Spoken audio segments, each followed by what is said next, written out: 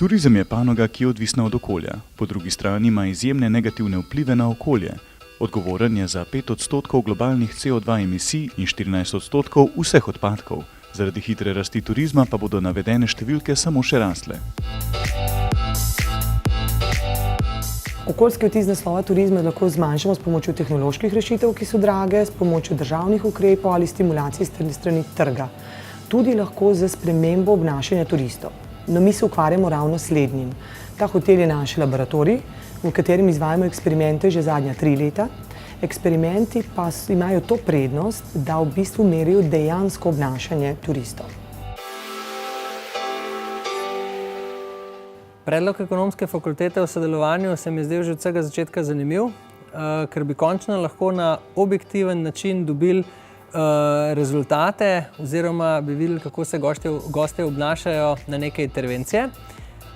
Tako da smo v bistvu v vse sobe namestili elektrometre za porabo elektrike in pa tudi po segmentih hotela vodometre, tako da smo lahko za vsako sobo posebej spremljali in dobili objektivno merljive rezultate, kako se gostje na te intervencije odzivajo in kako se obnašajo.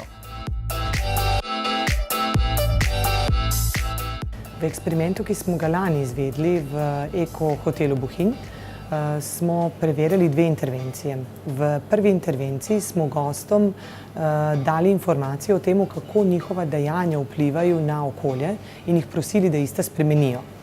Informacije so dobili ob check-inu v obliku brošure. Obnašanje, ki smo ga opazovali, pa je bilo čiščenje hotelske sobe.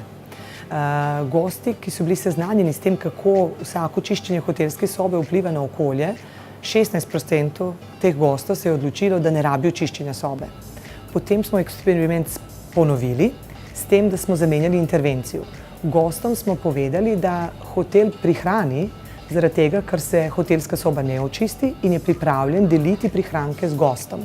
Za vsako nečiščeno sobo je gostu bila ponujena pijača v hotelskem baru. V tem primeru eksperimenta se je 42% gostov odločilo, da ne rabi čiščenja hotelske sobe. Na ta način smo pokazali, da so ekonomski motivatorji bili bolj učinkoviti kot moralni.